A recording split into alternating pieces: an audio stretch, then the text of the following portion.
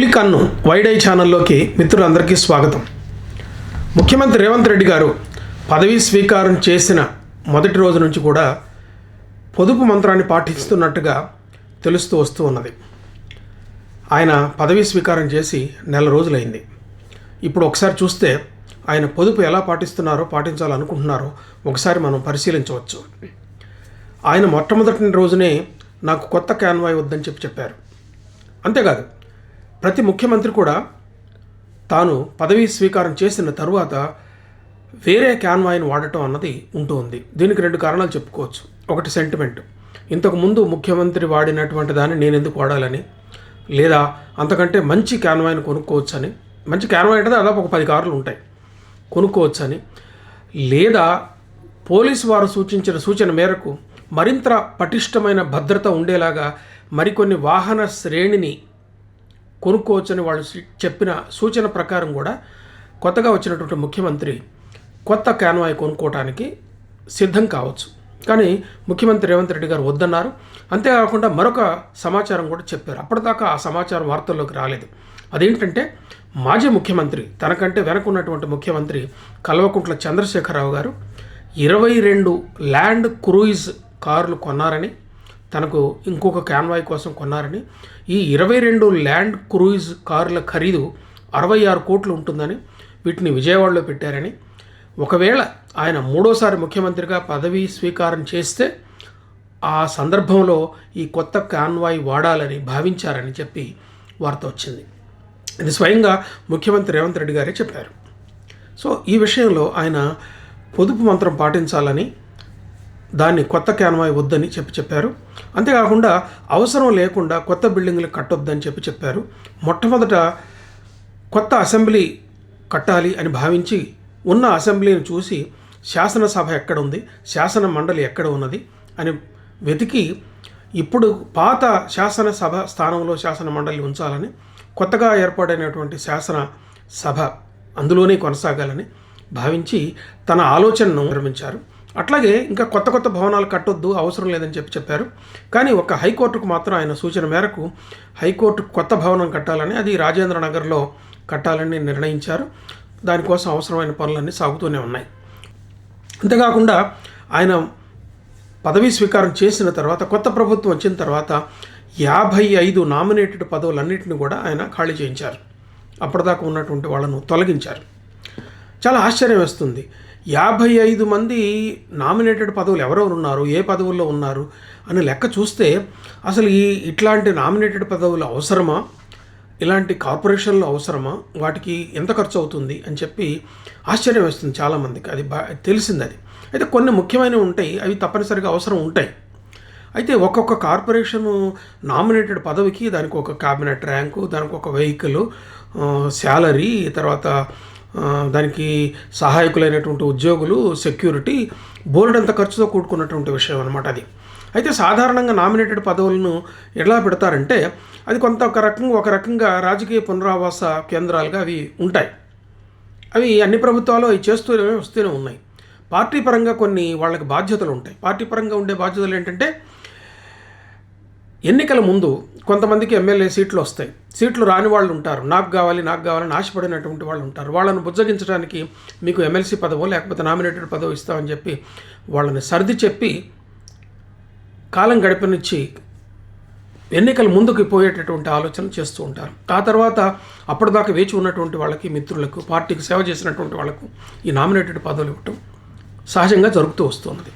అయితే ఈ నామినేటెడ్ పదవులు 55 ఇప్పటిదాకా ఉన్నటువంటి అవసరమా, అందులో ఎన్ని తీయవచ్చు అని చెప్పి ముఖ్యమంత్రి రేవంత్ రెడ్డి గారు ఆలోచించేటటువంటి అవకాశం ఉన్నది. ముఖ్యంగా నాకు ఒకటి కనిపిస్తూ ఉన్నది. ముఖ్యంగా అదేంటంటే ఆర్టీసీ రోడ్ ట్రాన్స్పోర్టేషన్ కార్పొరేషన్కి ఒక చైర్మన్ ఉన్నాడు. కానీ రోడ్ ట్రాన్స్పోర్టేషన్ కార్పొరేషన్కి ఒక ఎండి ఉంటాడు, మేనేజింగ్ డైరెక్టర్ ఉంటాడు. ఈ మేనేజింగ్ డైరెక్టరు పరిపాలన బాధ్యతలన్నీ చూస్తుంటాడు. ఈయన కాక ఆ రవాణా కోసం ప్రత్యేకంగా రవాణా శాఖ మంత్రి ఒక ఆయన ఉంటాడు. ఈ రవాణా శాఖ మంత్రి పైన విధానపరమైనటువంటి నిర్ణయాలు తీసుకోవటానికి, ప్రజలకు సంబంధించినటువంటి నిర్ణయాలు తీసుకోవటానికి ఒక మంత్రిమండలి ఉంటుంది. మంత్రిమండలిలో నిర్ణయం తీసుకుంటారు. దానికంటే పైన అపెక్స్గా ముఖ్యమంత్రి ఉంటారు. ముఖ్యమంత్రి ప్రజలకు ఏ సౌకర్యాలు ఇవ్వాలని చెప్పి నిర్ణయం తీసుకుంటారు. మొన్న తీసుకున్నటువంటి నిర్ణయం ఏంటంటే మహిళలకు ఫ్రీగా ప్రయాణ సౌకర్యం కల్పించాలనుకున్నారు. అది ముఖ్యమంత్రి స్థాయిలో నిర్ణయం తీసుకున్నారు. ఇలా ప్రజల కోసం నిర్ణయం తీసుకునేటటువంటి ఒక వ్యవస్థ, ఒక సిస్టమ్ ఉన్నది. అదేంటంటే ముఖ్యమంత్రి, రవాణా శాఖ మంత్రి ఉన్నారు. అంటే ప్రజలు ఎన్నుకున్నటువంటి వాళ్ళు ఉన్నారు. వాళ్ళు కాక ఒక ఎండి ఉంటాడు. ఇంతమంది ఉండగా దానికి చైర్మన్ పదవిని నామినేటెడ్ పదవిని సృష్టించడం, దాంట్లో ఒకళ్ళని పెట్టడం, వాళ్ళకి బోర్డంతా ఖర్చు ఇవ్వటం, ఇది జరుగుతూ వస్తున్నది. ఇది లేకుండా కూడా ఆర్టీసీ చాలా కాలం నడిచినట్టుగా మనకు దాఖలాలు ఉన్నాయి. కాబట్టి రేవంత్ రెడ్డి గారు ఇలాంటి విషయాన్ని ఆలోచించి ఎక్కడ నిజంగా నామినేటెడ్ పదవి అవసరం లేదు, నిజంగా ఎక్కడ అవసరం అన్నదాన్ని పరిశీలన చేయవచ్చు అని చెప్పి నేను అనుకుంటున్నాను. ఇంకొకటి, ప్రభుత్వం చాలా ఎక్కువగా ఖర్చు పెట్టేటటువంటి రంగం ఒకటి ఏంటంటే ప్రకటనలు. ప్రభుత్వాలు, ఏ ప్రభుత్వం అయినా సరే పేపర్కి ప్రకటనలు ఇస్తాయి, ఎలక్ట్రానిక్ మీడియాకి ప్రకటనలు ఇస్తాయి. ముఖ్యంగా ఈ ప్రకటనలు ఏ సందర్భంలో వేయాల్సి వస్తుందంటే వాళ్ళు చేపట్టినటువంటి కొత్త కార్యక్రమాలను ప్రజలకు చెప్పడానికి కానీ, లేదా కొత్త సంక్షేమ పథకాలను ప్రజలకు తెలియజేయడం కోసం కానీ అటు ప్రింట్ మీడియాకి, ఇటు ఎలక్ట్రానిక్ మీడియాకి అడ్వర్టైజ్మెంట్లు ఇస్తుంటారు. అయితే ఈ అడ్వర్టైజ్మెంట్లో నిజంగా అవసరమైనటువంటివి కొన్ని ఉంటాయి. అలా కాకుండా ప్రభుత్వ ప్రచారం కోసం, ప్రభుత్వానికి అంటే పార్టీ ద్వారా వచ్చినటువంటి ప్రభుత్వానికి విస్తృతమైన ప్రచారం చేయడానికి ఉపయోగపడేవి ఎక్కువగా ప్రకటనలు ఉంటాయి. కొన్ని ఉదాహరణలు మనం చెప్పొచ్చు. ఒక ప్రభుత్వ ప్రకటన ఒక రాష్ట్రంలో అది చేస్తున్నటువంటి సంక్షేమ పథకాలు ప్రజలకు తెలియజేయటం కోసం ఆ రాష్ట్రంలో ఆ భాషలో పత్రిక ప్రకటన ఒకటి ఇస్తే సరిపోతుంది. దానికి చాలా ప్రభుత్వాలు ఫుల్ పేజీ ప్రకటన ఇస్తుంటాయి. ఒక్కోసారి 2 ఫుల్ పేజీల ప్రకటనలు కూడా ఇచ్చినటువంటి ఘట్టాలు మనకి చాలా ప్రభుత్వాలు చేసినట్టుగా మనకు తెలుస్తూ ఉన్నది. దీన్ని కొంత పొదుపు చేయడానికి అవకాశం ఉంటుంది. ఫుల్ పేజీ కాకుండా హాఫ్ పేజీ ఇచ్చి కూడా ప్రకటన ప్రజలకు తెలియజేసేటట్టుగా చేయొచ్చు. అంతేకాకుండా కొన్ని ప్రభుత్వాలు ఎలా చేశాయంటే, నేను అందరికీ చూసినటువంటి వాటి విషయాలే చెప్తున్నాను. ఒక ప్రభుత్వము ఒక రాష్ట్రంలో చేసేటటువంటి సంక్షేమ పథకాలను తెలియజేయడానికి ఆ రాష్ట్రంలో ఉన్నటువంటి ఆ భాషలో ఉన్న పత్రికలకు అడ్వర్టైజ్మెంట్ ఇస్తే సరిపోతుంది. అలా కాకుండా దేశంలో ఉన్నటువంటి అన్ని రాష్ట్రాల్లో అన్ని భాషల్లో వచ్చేటటువంటి పత్రికలకు ప్రకటన ఇచ్చి తెలియజేయటం అన్నది ఇది కేవలం దుర్వినియోగం మాత్రమే అవుతుంది. అంటే ప్రభుత్వానికి ఉన్నటువంటి అధికారాన్ని దుర్వినియోగం చేసినట్టుగానే భావించాల్సి వస్తుంది. ఎందుకంటే ఎక్కడో పంజాబ్లో ఉన్నటువంటి ప్రభుత్వం, ఎక్కడో ఢిల్లీలో ఉన్నటువంటి ప్రభుత్వము దేశంలో ఉన్నటువంటి అన్ని భాషల్లో ఉన్న పత్రికలకు ప్రకటనలు ఇచ్చినట్టుగా మనకు చాలా సందర్భాల్లో కనపడింది. పంజాబ్కు సంబంధించినటువంటి ప్రకటన తెలుగు పత్రికల్లో వచ్చింది. పంజాబ్లో చేసేటటువంటి సంక్షేమ కార్యక్రమాన్ని ఆ రాష్ట్రంలో ప్రజలకు తెలియజేస్తే సరిపోతుంది కదా. ఇది ఎన్నో కోట్లలో ఉంటుంది. అన్ని కోట్లు ఖర్చు పెడితే ఒక విశ్వవిద్యాలయాన్ని 5-6 సంవత్సరాలు నడపవచ్చు అని చెప్పి కొన్ని అంచనాలు వచ్చినాయి. ముఖ్యంగా దక్షిణాదిలో ఉన్నటువంటి రాష్ట్రాలు కూడా దేశవ్యాప్తంగా ఉన్నటువంటి అన్ని పత్రికలలో ప్రకటనలు ఇచ్చినటువంటి సందర్భాలు ఉన్నాయి. ఒకసారి ఆంధ్రప్రదేశ్ ఉమ్మడి రాష్ట్రంలో ఉండగా ఒక ప్రభుత్వం పనిచేసినటువంటి కాలంలో ఒక వార్త వచ్చింది ఏంటంటే, ఆ ప్రభుత్వము, ఆ పార్టీలో ఉన్నటువంటి ఆ ప్రభుత్వము అది పనిచేసినంత కాలంలో ఒక పత్రికకు ఇచ్చినటువంటి మొత్తం అడ్వర్టైజ్మెంట్ల ఖరీదు 1500 కోట్లు అని చెప్పి ఒక వార్త ఒకప్పుడు వచ్చింది. నాకు ఇంకా గుర్తు ఉన్నది అది. ఇలా ప్రజాధనం ఎక్కువగా దుర్వినియోగం అయ్యేటటువంటి, అనవసరంగా ఖర్చు అయ్యేటటువంటి ఒక ప్రాంతం ఇది. అయితే పత్రికలు బతికేదే ప్రకటనల మీద. పత్రికలకు ప్రాణం ఏంటంటే వార్తలు కాదు, ప్రకటనలు అంటారు. అయితే పత్రికలకు ప్రభుత్వానికి మధ్య అవినాభావ సంబంధం ఉంటుంది. అది మనం ప్రత్యేకించి చర్చించాల్సినటువంటి అవసరం లేదు. అంటే ప్రభుత్వాలు ప్రకటనలు ఇవ్వద్దని, పత్రికలకు ప్రకటనలు, మీడియాకి ప్రకటనలు ఇవ్వద్దని ఎవరు చెప్పటం లేదు. కానీ ఇక్కడ సంయమనం ఎలా పాటించాలని చెప్పి నేను గుర్తు చేస్తున్నాను. ఇంకొక విషయం, ఎన్టీ రామారావు గారు ముఖ్యమంత్రిగా ఉన్న కాలంలో ప్రభుత్వ ప్రకటనల మీద అయ్యేటటువంటి ఖర్చుని చాలా తగ్గించడానికి ఆయన ప్రయత్నం చేసి ఆయన ఒక ప్రయోగం చేశారు. అదేంటంటే, ప్రభుత్వ ప్రకటనలన్నీ కూడా ప్రభుత్వం నిర్వహించే ఒక పత్రికలో వస్తాయి, ముఖ్యమైనవే మాత్రమే పత్రికల్లోకి ఇస్తాము, మిగతా పెద్ద ప్రకటనలు అన్నీ కూడా ప్రభుత్వం నిర్వహించేటటువంటి ఒక పత్రికలోనే వస్తాయని చెప్పి ఆయన ఒక ప్రయోగం చేసి తెలుగు వెలుగును ఒక ప్రత్యేకంగా ప్రభుత్వం నుంచి ఒక పత్రికను తీసుకొచ్చారు. ప్రభుత్వ ప్రకటనలన్నీ ఆ పత్రికలో ఇవ్వటం మొదలుపెట్టారు. అక్కడ ఖర్చు తగ్గించారు. అసలు ప్రభుత్వ నిర్వహణలో ఖర్చు తగ్గించడానికి చాలా ఎక్కువ ప్రయత్నం చేసిన మొట్టమొదటి ముఖ్యమంత్రి ఎన్టీ రామారావు గారు అని చెప్పుకోవాలి. ఆయన చేసేటటువంటి రకరకాల పొదుపు చర్యల్లో ఆస్థాన పదవులను రద్దు చేశారు, అకాడమీలను రద్దు చేశారు. అకాడమీలన్నింటినీ కలిపి వాటి పరిపాలన, వాటి బాధ్యతలన్నీ కూడా తెలుగు యూనివర్సిటీకి అప్పచెప్పారు. తెలుగు యూనివర్సిటీని ఆయనే సృష్టించారు. అంతేకాకుండా శాసన మండలి అవసరం లేదని రద్దు చేశారు. శాసన మండలి వల్ల పెద్ద ప్రయోజనం ఏం లేదు. అది ఎక్కువగా ఉండే ఆదాయానికి గండి కొట్టే మార్గంగా ఆయన భావించారు. ముఖ్యంగా శాసనసభలో ప్రజలు ఎన్నుకున్నటువంటి ప్రజాప్రతినిధులు శాసనసభలో నిర్ణయాలు చేస్తారు, చట్టాలు తయారు చేస్తారు, వాళ్ళు బిల్లు పాస్ చేస్తారు. దాన్ని శాసన మండలికి పంపించిన తర్వాత అక్కడ చర్చ జరుగుతుంది, దాన్ని ఆమోదిస్తారు.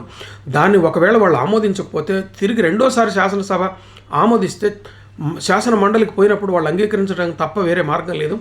అలాంటప్పుడు శాసన మండలి అనేది ఒక వృధా చర్య అని చెప్పి ఆయన శాసన మండలిని రద్దు చేశారు. అయితే దీని మీద చాలా విమర్శలు వచ్చినాయి. పత్రికలకు ప్రకటన ఇవ్వకపోవటం మీద, అట్లాగే శాసన మండలి రద్దు చేయటం మీద చాలా విమర్శలు వచ్చినాయి. వేరే రాష్ట్రాల్లో కూడా శాసన మండలి రద్దు చేసిన ఘట్టాలను ఆయన చెప్పారు. అయితే దీని తర్వాత వచ్చినటువంటి కాంగ్రెస్, ఈ తెలుగుదేశం ప్రభుత్వం, ఎన్టీ రామారావు తర్వాత వచ్చినటువంటి కాంగ్రెస్ ప్రభుత్వంలో రాజశేఖర రెడ్డి గారు శాసన మండలిని పునరుద్ధరించారు. అయితే శాసన మండలి రద్దు చేయాలని చెప్పి జగన్మోహన్ రెడ్డి గారి ప్రభుత్వం కూడా ఒకసారి నిర్ణయం తీసుకుంది. అయితే దానికి కారణం వేరు, దాన్ని ఇక్కడ మనం ప్రస్తావించాల్సినటువంటి అవసరం లేదు. కాబట్టి పొదుపు చర్యల్లో ఎన్టీ రామారావును మించినటువంటి వాళ్ళు ఇంకొకరు లేరు. ఆయన రూపాయి జీతం తీసుకున్నారు. చాలా కొత్త కొత్త ప్రజా సంక్షేమ పథకాలను ప్రవేశపెట్టారు. ₹2 బియ్యం మొట్టమొదటి ప్రవేశపెట్టింది ఆయనే. అట్లాగే వేర్వేరు ముఖ్యమంత్రులు రకరకాల సంక్షేమ పథకాలను ప్రవేశపెట్టారు. కానీ పొదుపు చర్యలు పాటించడం ఈలో ముఖ్యమంత్రి రేవంత్ రెడ్డి గారు కొంత ముందు చూపుతో ముందుకు వెళుతున్నారని చెప్పి అనిపిస్తూ ఉన్నది. కాబట్టి ముఖ్యమంత్రి రేవంత్ రెడ్డి గారు ఈ విషయాల మీద దృష్టి పెడితే ప్రభుత్వానికి అయ్యే ఖర్చులో చాలా ఖర్చును తగ్గించడానికి అవకాశం ఉంది. ప్రభుత్వ ఖర్చులు తగ్గించడం మాత్రమే కాకుండా నామినేటెడ్ పదవుల విషయంలో ఆచితూచి ఉండటం ఒక మార్గము, ప్రకటనలు ఒక మార్గం, ఇంకా వేరు మార్గాలు చాలా ఉన్నాయి. అది పరిపాలకులకు ఇంకా బాగా తెలుసు. ప్రజల పక్షాన మాలాంటి వాళ్ళు మాట్లాడే వాళ్ళ కన్నా కూడా ప్రభుత్వానికి ఇంకా బాగా తెలుసు. ఇలా సేవ్ చేసినటువంటి ఈ నిధులను విద్యారంగానికి ఖర్చు పెట్టచ్చు. అయితే సంక్షేమ పథకాలు వద్దని చెప్పి ఎవరు అంటలేదు. సంక్షేమ పథకాలు కావాలి, పేద ప్రజలకు సంక్షేమ పథకాలు అందాలి, వాటి ప్రయోజనాలు అందాలి. అందుకోసం అయ్యే ఖర్చు పెట్టే దాన్ని ఆ నిధులు ఎక్కడి నుంచి వస్తాయి? మళ్ళీ సంపన్నుల నుంచి వసూలు చేసేటటువంటి పన్నుల ద్వారానే వస్తాయి, వేరు ఆదాయ మార్గాల ద్వారా వస్తాయి. అయితే సంక్షేమ పథకాలకి, అభివృద్ధి పథకాలకి మధ్యన ఒక బ్యాలెన్స్ అన్న తప్పనిసరి అవసరం. చాలా ప్రభుత్వాలు ఈ బ్యాలెన్స్ పాటించకుండా సంక్షేమ పథకాలకు ఎక్కువగా ఖర్చు పెట్టి అభివృద్ధి పథకాల మీద ధ్యాస పెట్టకపోవటం వల్ల, విశేషించి విద్యారంగం మీద ధ్యాస తక్కువగా పెట్టడం వల్ల ప్రజలకు దీర్ఘకాలికమైనటువంటి నష్టాలు జరిగేటటువంటి అవకాశం ఉంటుంది. ముఖ్యంగా పేద ప్రజలకు పటిష్టమైనటువంటి విద్య, నాణ్యమైనటువంటి విద్య అందాల్సినటువంటి అవసరం ఉన్నది. విద్యారంగం చాలా ఖరీదైనటువంటి రంగంగా మారింది. పేద ప్రజలకు బియ్యం అందినా, సంక్షేమ పథకాలు అందినా, వాళ్ళకి నాణ్యమైన విద్య కావాలంటే ఇప్పుడు ప్రైవేటు విద్యారంగానికి వైపు చూస్తున్నారు, ప్రైవేటు కాలేజీల వైపు చూస్తున్నారు, ప్రైవేటు పాఠశాలల వైపు చూస్తున్నారు. అవి ధనవంతులకు మాత్రమే చేరువలో ఉండేలాగా తయారని ఎంతోమంది పేదవాళ్ళు వాళ్ళ జీవితంలో ఖర్చు పెట్టి సంపాదించిందంతా కూడా పిల్లల చదువు మీద ఖర్చు పెట్టేటటువంటి వాళ్ళు ఉన్నారు. కాబట్టి ప్రభుత్వ రంగంలో ఉన్నటువంటి విద్యారంగాన్ని ఇలా పొదుపు ద్వారా పటిష్టం చేస్తే మీరు సంక్షేమ పథకాలకు ఇచ్చేదానికన్నా కూడా గొప్ప సంక్షేమ పథకం విద్యారంగాన్ని పెట్టాలి. ఒక లాయరు యూనివర్సిటీలో తయారవుతాడు, ఒక ఇంజనీరు ఒక విశ్వవిద్యాలయంలో తయారవుతాడు, ఒక డాక్టరు ఒక విశ్వవిద్యాలయంలో తయారవుతారు. అట్లాగే ఎంతోమంది సైంటిస్టులు, ఈ దేశానికి అభివృద్ధికి అవసరమైనటువంటి సైంటిస్టులు అందరూ కూడా విశ్వవిద్యాలయాల్లో తయారవుతారు. పేద కుటుంబాల నుంచి ఒక లాయర్ తయారు కావాలన్నా, పేద కుటుంబాల నుంచి ఒక ఇంజనీర్ తయారు కావాలన్నా, పేద కుటుంబాల నుంచి ఒక పెద్ద డాక్టర్ తయారు కావాలన్నా, శాస్త్రవేత్త తయారు కావాలన్నా వాళ్లకు నాణ్యమైన విద్య అందించేటటువంటి విశ్వవిద్యాలయాలు అవసరం. ఈ విశ్వవిద్యాలయాల మీద, విశ్వవిద్యాలయ విద్య మీద, ఉన్నత విద్య మీద ముఖ్యమంత్రి గారు ఎక్కువగా ధ్యాస పెట్టి వాటికి బడ్జెట్ ఎక్కువగా కేటాయించాలని, మనకు 2013-14 సంవత్సరం నుంచి 2022-23 సంవత్సరం వరకు కేటాయిస్తూ వచ్చినటువంటి బడ్జెట్లు ఒకసారి పరిశీలిస్తే 11.89% ఉన్నటువంటి 2013-14 బడ్జెట్ 2022-23 వచ్చేసరికి అది 6.24% వరకు తగ్గింది. అంటే దాదాపు 10 ఏళ్లలో సగానికి సగం తగ్గింది. కానీ విద్యారంగం అవసరాలు పెరగాల్సినటువంటి అవసరం ఉంది. రేవంత్ రెడ్డి గారికి నా మనవి ఏంటంటే విశ్వవిద్యాలయ బడ్జెట్ని మళ్ళీ ఎప్పట్లాగా 13%కి తీసుకుపోవాలని చెప్పి నా మనవి. కేంద్ర ప్రభుత్వం విద్యారంగానికి కేటాయిస్తూ వచ్చినటువంటి బడ్జెట్ని మనం పరిశీలిస్తూ వస్తే 2013-14 నుంచి 2022-23 వరకు వచ్చేసరికి డబుల్ అయింది, అంటే రెట్టింపుగా పెరిగింది. ఒకసారి మీరు దాన్ని గమనించాలని చెప్పి నా మనవి. మేము ప్రజలకు పార్టీ తరఫు నుంచి మీరు అందించేటటువంటి, మీ ప్రభుత్వం తరఫు నుంచి మీరు అందించేటటువంటి సంక్షేమ పథకాలని మేము విమర్శించటం లేదు, అట్లా వద్దంటలేదు. కానీ సంక్షేమ పథకాలకి అట్లాగే అభివృద్ధి పథకానికి, ముఖ్యంగా విద్యారంగానికి మధ్య ఒక బ్యాలెన్స్ తీసుకురావాల్సిందిగా, మీ పొదుపు చర్యలు కంటిన్యూ చేయాల్సిందిగా విజ్ఞప్తి చేస్తున్నాను.